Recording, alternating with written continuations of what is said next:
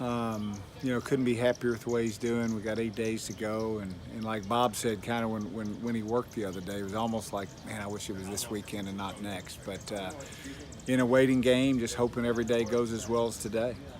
And it's funny, the relationships in horse racing. You spoiled one of Bob Baffert's. Well, you didn't. You won a race that he was trying for the Triple Crown when you won with Victory Gallop, the Belmont by Nose.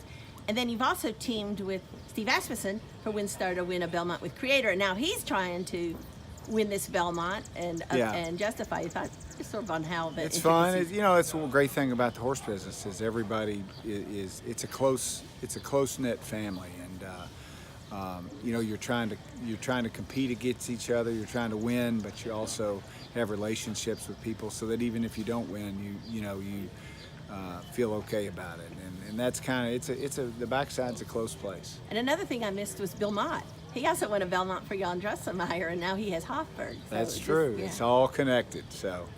When you like watching Justify out there, were you watching the other horses too? Yeah, Tenfold looks great. I thought Tenfold looked well, and I didn't see Bravazzo today, but I did. Yeah, saw Tenfold. He looked good, and was up at Saratoga last week, and Hofburg looks well, so it's going to be a great race. When you look at the prospective field, yeah, you have just what the thoughts, and the thoughts of the magnitude of actually, you've won Derbies, you won Belmonts, going for a Triple Crown.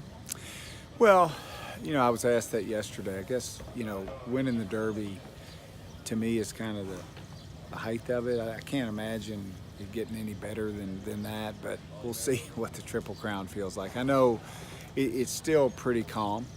I think next week it's going to get turned up to another level, because with the Derby there's 20 horses that are taking focus, and there's about 5 or 6 that you guys focus on. When we're coming to the Triple Crown, I think a lot of the 80% of the attention is going to be on Justified, so it's going to get pretty crazy next week. But you know, I don't see it as any different than trying to win the Derby. I really don't. Just if you could put sort of a neutral hat on to somebody who's been around racing your whole life, what are the attributes in Justify that you like for the Belmont Stakes?